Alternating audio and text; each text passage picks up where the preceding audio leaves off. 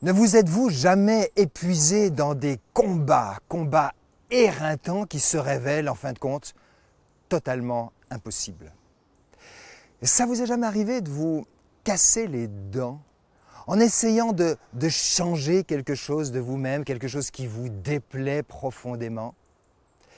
Et bizarrement, vous réalisez que plus vous cherchez à combattre ces éléments, plus ils sont encore présents.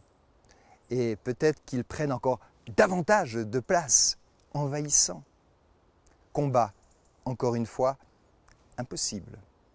Est-ce que ça vous est jamais arrivé de vivre un épuisement tel, aujourd'hui on parle même du burn-out, qui est encore plus que l'épuisement. Le burn-out, c'est un surinvestissement pour un idéal juste, noble, qui paraît bon et qui en réalité est tellement élevé que vous vous brûlez les ailes. Un petit peu comme Icare, vous savez, qui a voulu atteindre le soleil, s'approcher du soleil, quitte à brûler ses ailes et à tomber au plus profond de l'océan, le burn-out. Et si finalement on se trompait de combat? J'aimerais juste vous donner deux images. J'aime beaucoup parler avec des enfants et j'aime pour les enfants d'illustrer mes propos. Alors, vous allez l'imaginer. Vous prenez un verre d'eau, pur, limpide, et c'est le symbole de la vie que j'aimerais être. Un verre d'eau avec une eau pure et désaltérante. Et puis, je m'amuse à prendre un peu de terre et je mélange le tout. Votre verre est impropre. Et je demande aux enfants, que faire avec cela?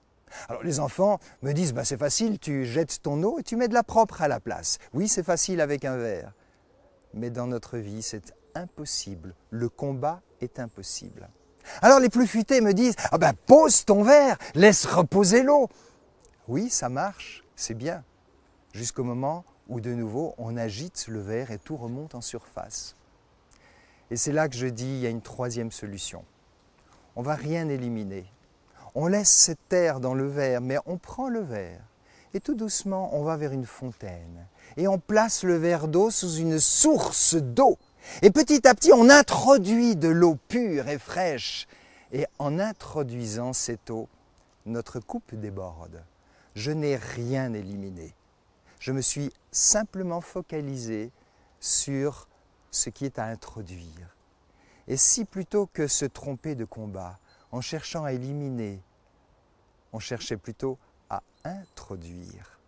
Combat positif pour et non contre. Et Jésus a très bien compris cela, notamment dans une parabole que je vous invite à méditer, à étudier pour aller plus loin. Mais cette parabole de ce blé qui a été semé par un maître qui est Dieu.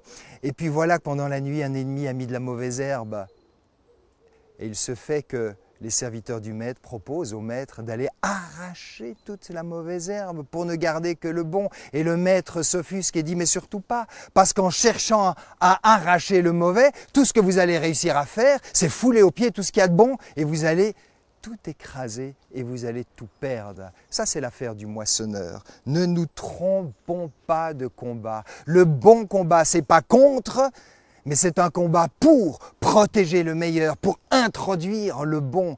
Vous savez, Martin Luther avait une phrase merveilleuse. Il disait, la meilleure manière de combattre les ténèbres, c'est d'allumer la lumière.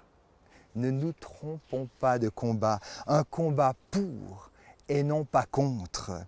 La vie spirituelle, ce n'est pas d'abord un combat contre le monde qui nous entoure, un combat contre le mal qui nous entoure, un combat contre le mal qui nous habite, mais c'est un combat pour se battre, pour donner de la place, pour que se révèle le meilleur. En éducation, on sait très bien que quand on veut aider un enfant à s'ouvrir vers le bon, ce n'est pas en combattant ce qu'il y a de négatif en lui, mais c'est en lui révélant le meilleur qu'il habite pour qu'il prenne confiance. Vous savez, en psychologie, on parle du lâcher-prise.